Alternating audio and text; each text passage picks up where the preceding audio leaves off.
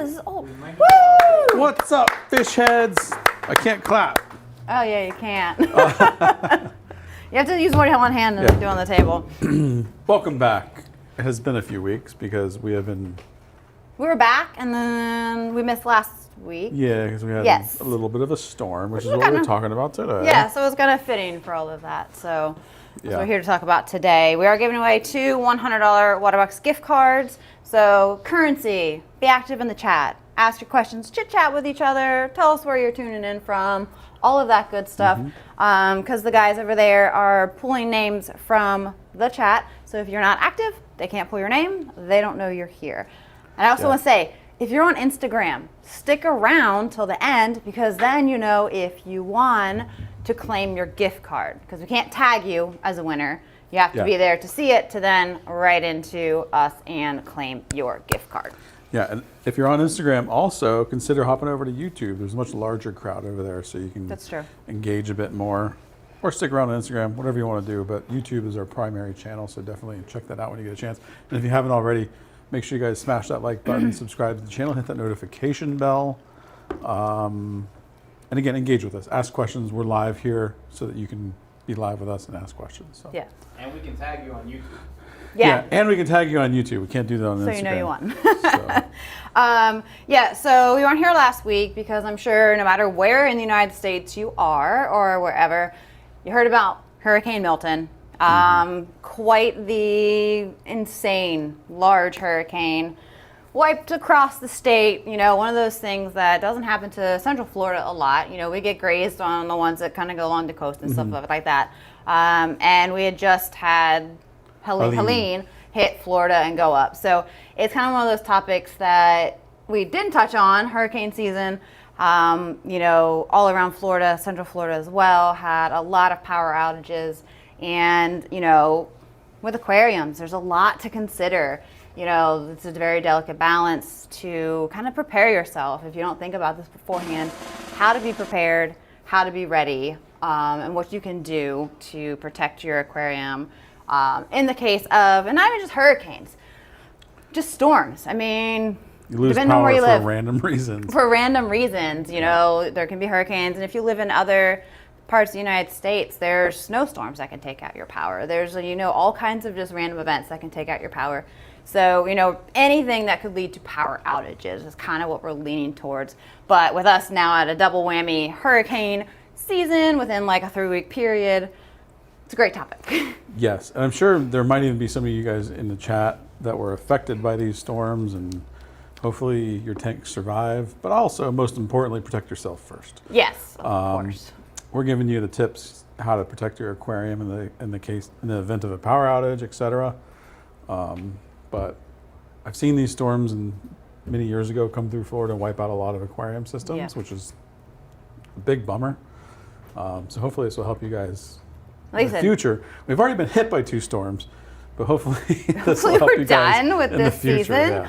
But like I said, protecting yourself and all that is number one. So if you're like you're in an area that needs to be evacuated and stuff, don't stick around for your aquarium. Don't stick around for any of that kind of deal. Get out. But this is if you're in a safe area, you're just out of power for a prolonged period of time, or even like a day. 1 day of power outage is enough that you really need to consider what needs to be done for your aquarium or anything water dwelling. So I guess we'll go ahead and get into that. Yeah, let's do it. All right. Things you have to consider if you are out of power for whatever reason. And these are kind of the main 4 focuses that you have to keep in mind when you are dealing with this. Number 1, oxygen levels. Number 2 is going to be your temperature control. You've got waste product buildup, and then biological health. So these are 4 main categories we're going to kind of touch on, and what you can do in each category to, you know, do the best you can to make sure your aquarium makes it through with as little loss or stress as possible. So let's go to oxygen levels first here. Now, in the perfect world, and I've kicked myself on this hurricane, is have a generator if you are in a power outage prone place. I say it every single time that everyone in Florida should have a generator, and I don't have one. Everyone's always buying them last minute. Yeah, I don't have one. That's why they run out. I lost power through Ian. I lost power on this one. And I would have loved to have had a generator because it was a lot more stressful and cost me a whole lot more money and food and things by losing power and not having it there. So number one, of course, generator. This is where you can plug in not only your aquarium, but of course like fridge and stuff like that. So with a generator, technically you can put in your return pump, stuff like that, and that's going to keep your main system running. That's enough for not having to worry about a lot of the issues that we're talking about. So generator, of course, number one. I do want to mention, we did lose power here at our HQ. Yeah. So all of our tanks by about 10:30 p.m. on Wednesday night all shut off. I came in Thursday morning, probably around. It was early. Maybe 9 o'clock, something like Maybe that. it was earlier than that. 9 a.m., maybe 8:30. Dragged the generator outside, hooked up the saltwater tanks. I came back a little bit later, hooked up the freshwater tanks, and we ran them for as much fuel as we had. You can't find gas after the fact. Yes, so we ran them for as much fuel we had, which was sufficient, I think, for just to keep them oxygenated, et Yeah, and cetera. you don't I ran have to everything run to them it. constantly Yeah. either. You can really kick those aquariums on with the generator, run them for 30, 45 minutes, get everything cycled through and oxygenated, turn it off or cut them off with the generator, plug something else in for a while, and then, a couple hours later, throw it back on for 30, 45 minutes, and then pull it off. So it doesn't have to run 24/7 when you have a generator. You can divide up that gas usage and generator use between other things within your house. And this is the ideal world. You have a generator. You don't have to worry about, oxygen levels on any other stuff. But if you don't have a generator, you have to do other means of oxygen control. So next best bet is battery backups. So there's a few options for these. If you have Ecotech products, Vectra, MP, stuff like that, they make battery backups. And this is a great choice because it automatically kicks on when the power cuts. And you can have like your Vectra, and that's going to keep your system running for a number of hours, or even just your like MP power heads just to circulate your main aquarium. It's going to keep oxygen in there. That's a great choice. It's a great investment. They're not super expensive, and they're an automatic. You're not home, your power cuts off, you don't even know it. They're working on your power lines, you're at work, power cuts. They're just going to run for you. It's going to be something you don't have to think about, that kind of deal. You can also do, like, there's battery backups that are meant for like computers or other stuff that are a little bit larger. I don't think they're going to run heavy duty equipment for too long. No. But it is something in like designed for a computer. Yeah, smaller instances that you can use battery backups for aquarium equipment. And like I said, even if you just can like plug it in for 20, 30 minutes, run something, cut it out. It's going to at least help you get through and run some of that equipment. Keenan, can you like reverse use the battery on a Tesla? Like, could you hook up your aquariums? On the Cybertruck, it does have like an AC dual out. load, it's called, Yeah. But then on the other ones, no. Okay. Not as of yet. It just popped in my head as we were So if talking. you have a Cybertruck, you can like run your house. I did have 2 battery-operated generators going in the house to keep the refrigerator going. Okay. So I didn't lose any food.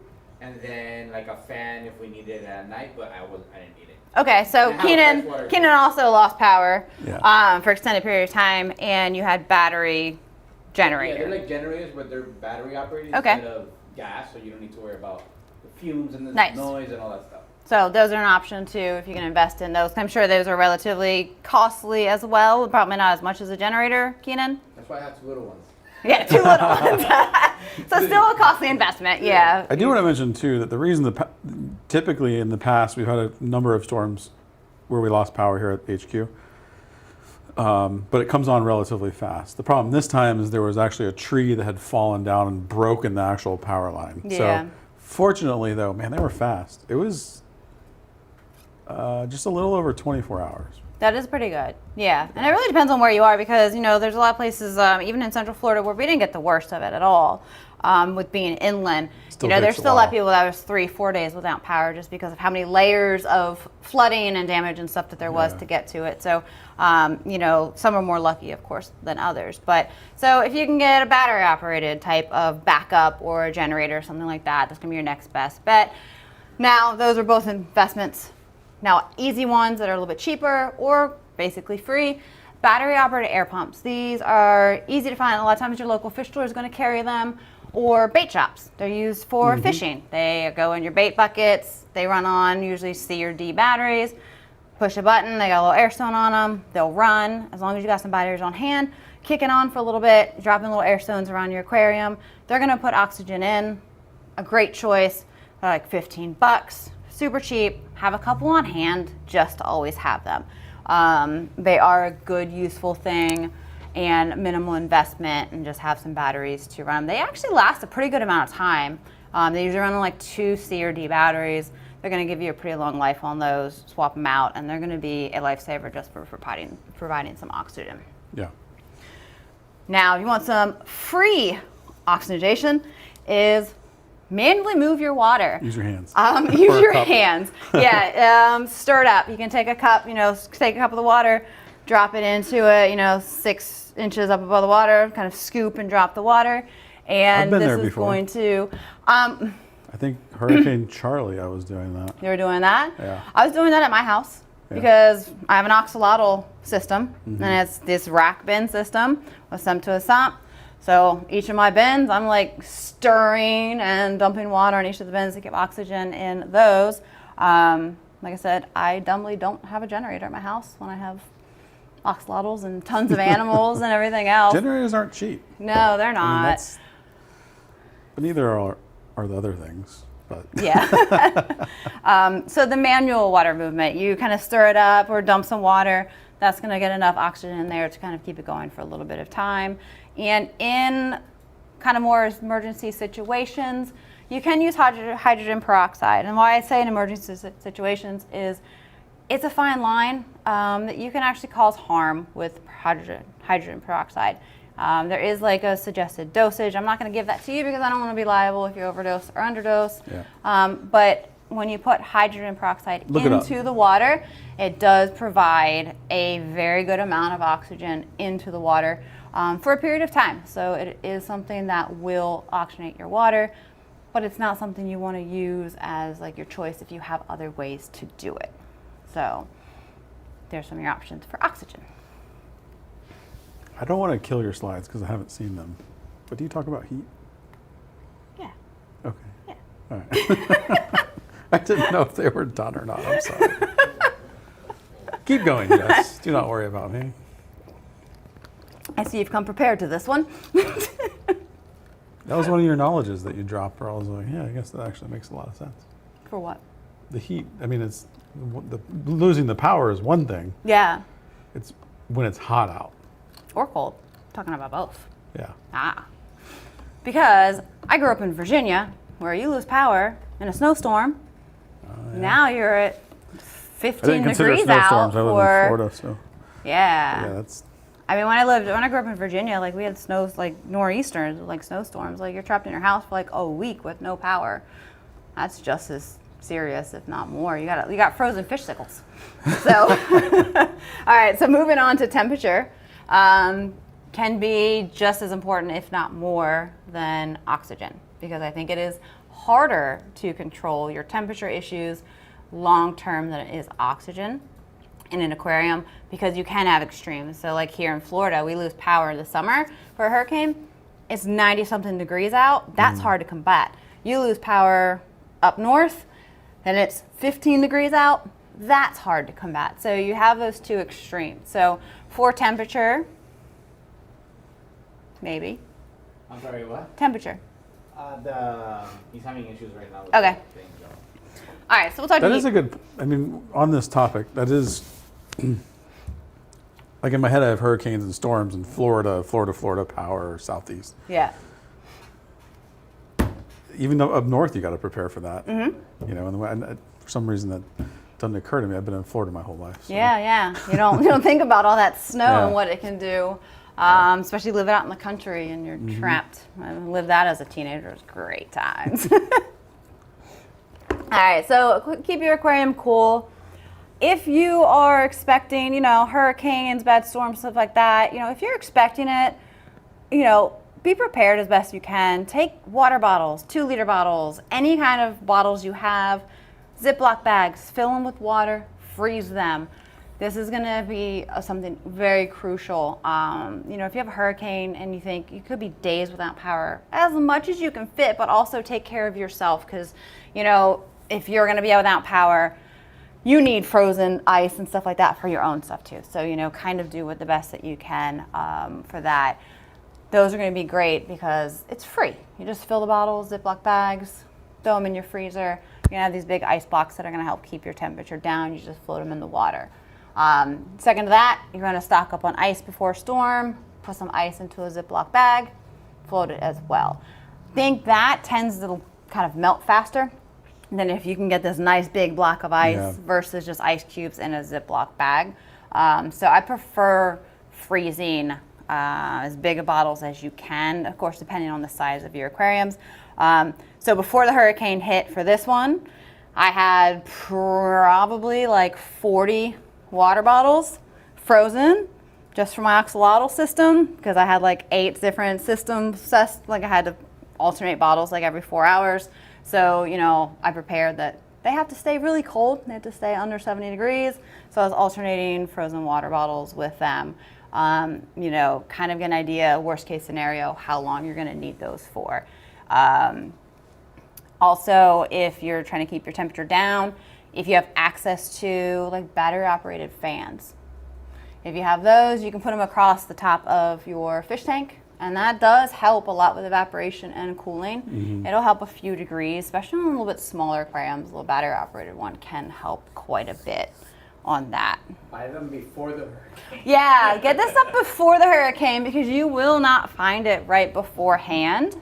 Don't panic buy. Do it ahead of time. Yeah, don't panic buy. And then like shipping ice packs, or just ice packs that go in lunch boxes, that kind of stuff. If you have any of those, anything you have, throw it in the freezer. That could be helpful for your aquarium, because you know your tank getting up to 80 plus degrees is going to cause stress, and also the warmer your aquarium gets, the more oxygen depletes. Yep. So that's going to be a problem too. All right, now you're up north. Your power went out. It's 15 degrees out. It's snowing. What in the world do you do? You moved to Florida. Yeah, move somewhere warmer. You moved to Florida. I don't know if Florida's Curl the up in a option ball either. and cry. I don't Can know. go somewhere more in between the two, maybe. If you live up north, have the stuff on hand. You know, somewhere that gets really bad snowstorms, or if you're in an area that's kind of more out there and you know you're going to have more issues. Heat packs. You know, they have those hand warmers and stuff like that. Stock up on those and have them on hand. Like, they don't take up any space. They're great. You just kind of crunch them up. It activates. Put those in a Ziploc bag, and you can put them in the water. It's going to help heat activate. So stock up on those. They're pretty cheap whenever you can. And just store them away. That way you have them whenever you need them. It's not going to cause any issue. You're just going to be able to keep... I'm in your shot. Oh. I was in your shot. My bad. That's probably the most economical, easy way. Just keep heat packs. Island Reef says move to Florida and have hurricanes. Yeah, like, I mean, Just pick your Which one pick do your you poison. want? What do you want? I feel like there's a lot of states that, yeah, I'd You got rather have earthquakes. earthquakes. Your whole aquarium will just It just shakes. Have you seen earthquake videos and there's like whoosh, water waves are just coming out? I'd pick hurricanes every day over cold. Yeah, I don't like cold. Dude, okay, right now, it was like 68 degrees earlier. I'm shivering in a jacket. I was like, I can't do this. I don't like it. So I'm not okay. This is the best. All right, put that one back up. For heat. Hot water. If you've got like I know whenever we used to have electricity go out up north, we would have like a little kerosene heater that we would heat up water and make food on, heat up some water, put it in Ziploc bags, float it in there. That's something that you can kind of continuously do. So that's going to be helpful for you. And wrap your aquarium in a blanket or anything you can, because it's going to help keep as much heat as you can inside your aquarium. Rich is like, what? This is a thing? I've never known about any of this coldness. We've never even covered that topic till now. No, we haven't. I know I was doing this. I was like, oh, what about the cold people? We always talk Yeah. about Florida and the heat and like hurricanes, but like there's most of the rest of the United States actually get cold. We're in this little bubble here, and there's like a bubble here that stay warm, but for everyone else, like there's people getting snow right now in the United States. So, yeah, exactly. All right, waste control. All right, waste product buildup. So this is also a concern, of course, because your filtration's not running. You need to keep waste product to a minimum. If your power is out and your filtration system is not running, do not feed your fish. They can go days and days and days without eating and be perfectly fine. You do not want waste product in your system that is not running. More waste is going to cause oxygen issues. You do not need to stress out your biological. Do not feed your fish. Do not put anything in there that could create waste. So that is your number one thing. Secondary is always on, I think anybody who has an aquarium, it doesn't matter, always have a product that neutralizes ammonia and nitrite. If there ever have a reason that something crashes in your aquarium, something spikes, you always need something that can neutralize those two until you get everything stabilized, because those are deadly.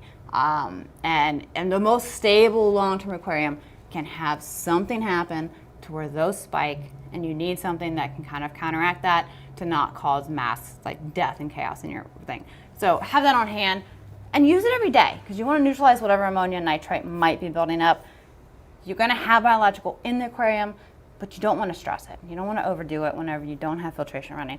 Your oxygen levels are lower. Your temperature might be getting to somewhat stressful levels. So those two things I think is kind of like your main two factors is don't feed and have that product on hand. Use it each day so that you're not stressing out your biological. Darren says, come to Colorado, you get a mix of weather, or both the weather climates, cold and warm. Does Colorado get hot? It does. Fun fact, I was born in Colorado, left when I was 3. So if there was any state I'd move to, that'd probably be one of them. Okay. But I've also been there when it's cold. I was actually there last November and it snowed, and I wanted to flee the state. I wanted to flee away from all of the snow. Floridians are not meant to be in that kind of... Technically not a Floridian, born in Colorado, but I've been here since I was 3 years old. So. No, that counts.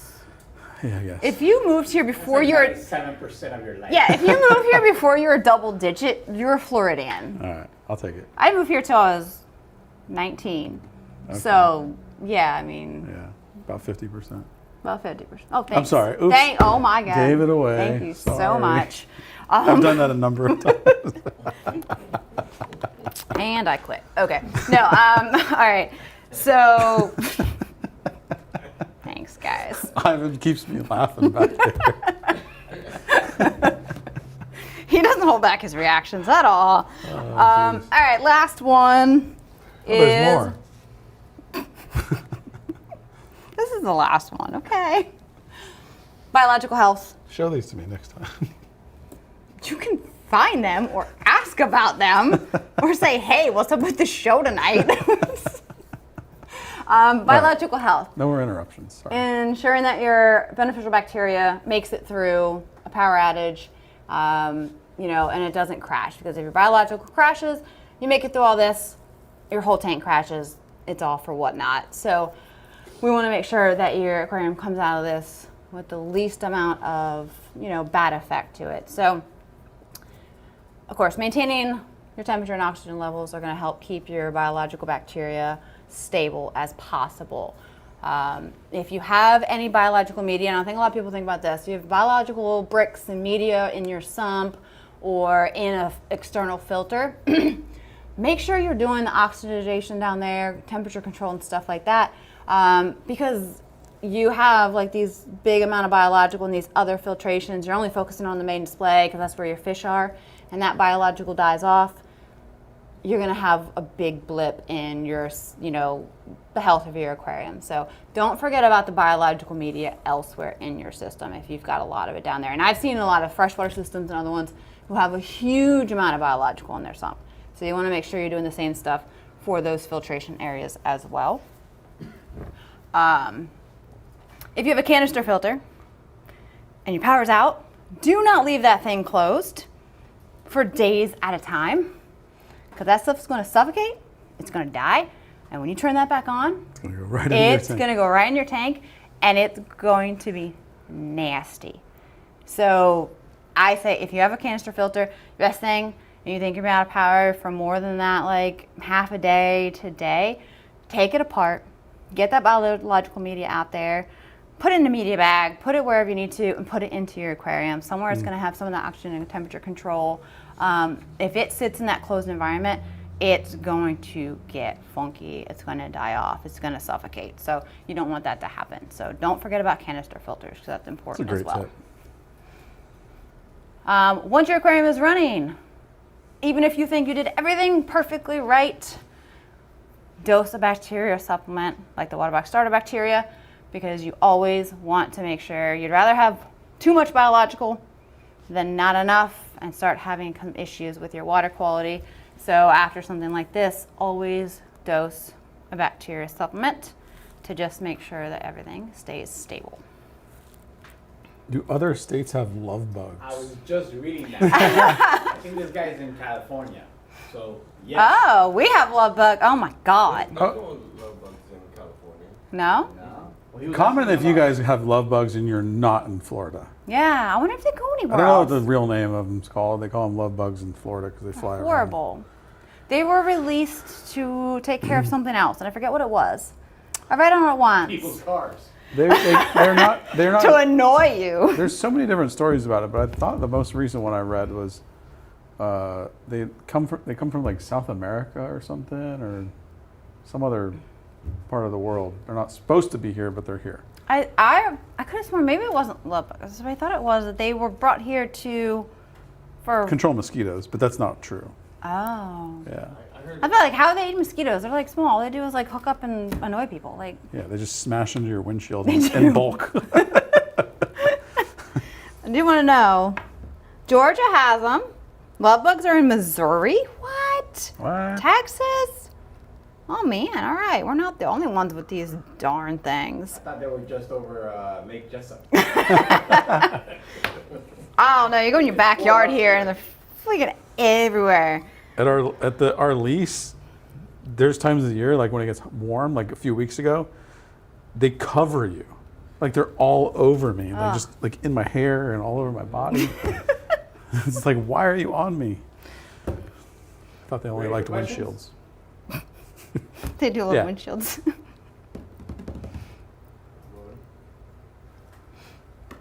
From Vegas here, question: can a fish with ribbed, frayed fins, will it heal on its own?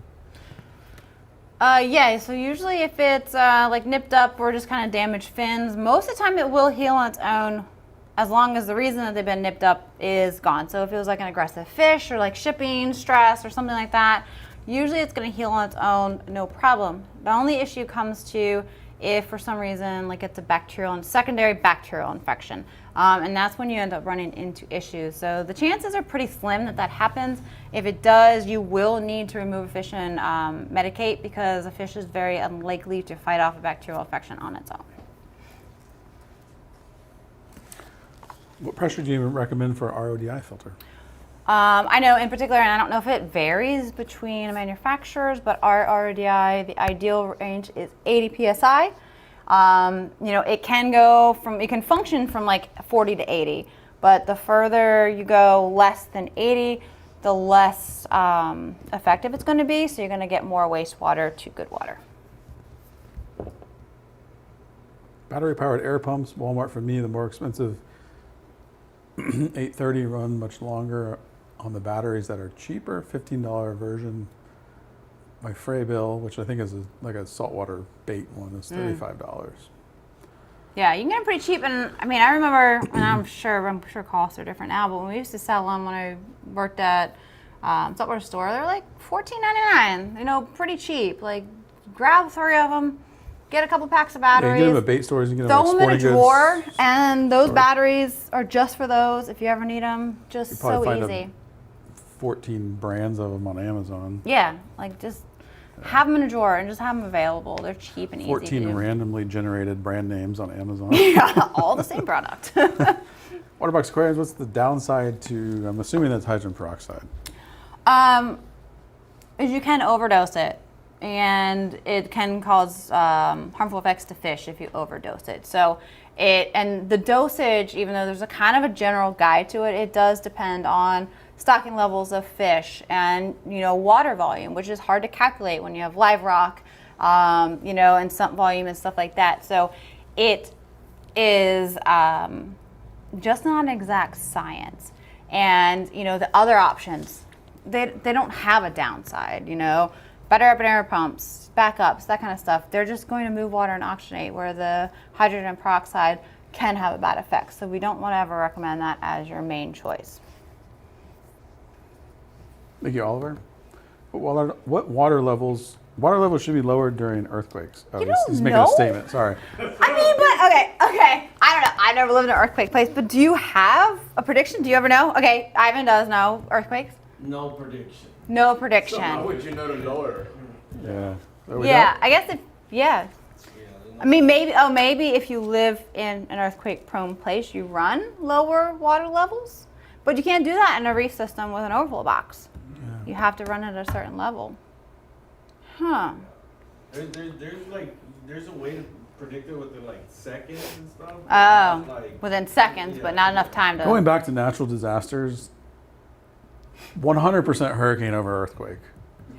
It's coming. Yeah, I know. You just sit there for a week waiting, and then getting ready for it. That's I don't know. Oh, shit. I mean, how many earthquakes that hit the United States cause any major damage?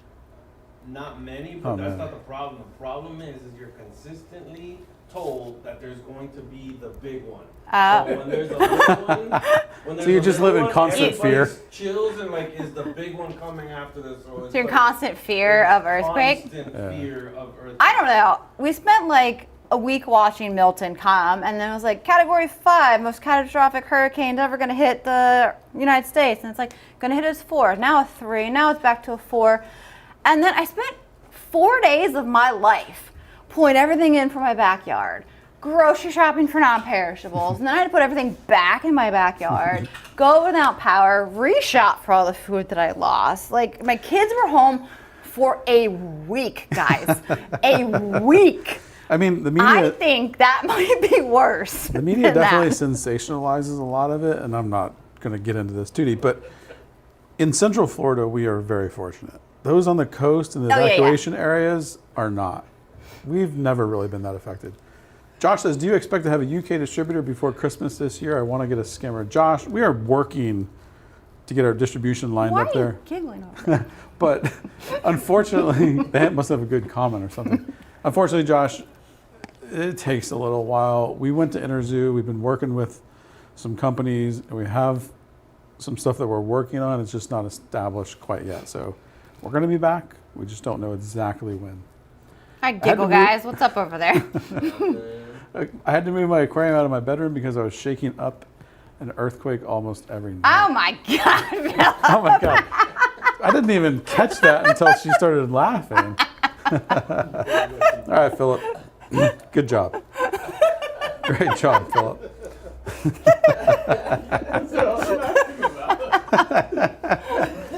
I was taking that question all seriously, and then it's oh, okay, I get it. Ready for winners. All right, we're ready to announce some winners. All right, we're ready? All right, rounds of the winners.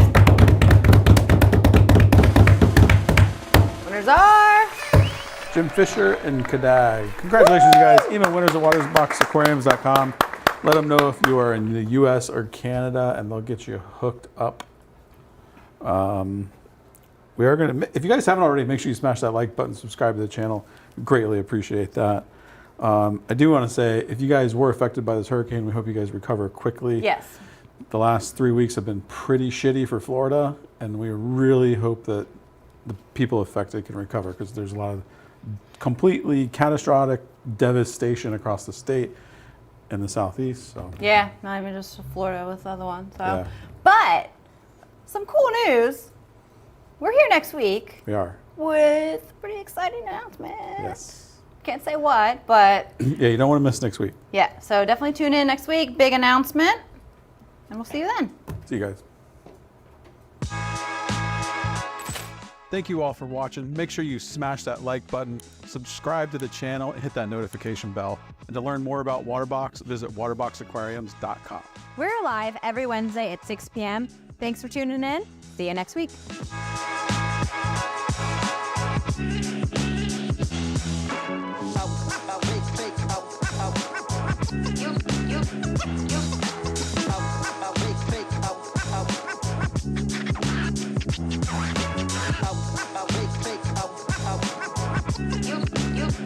You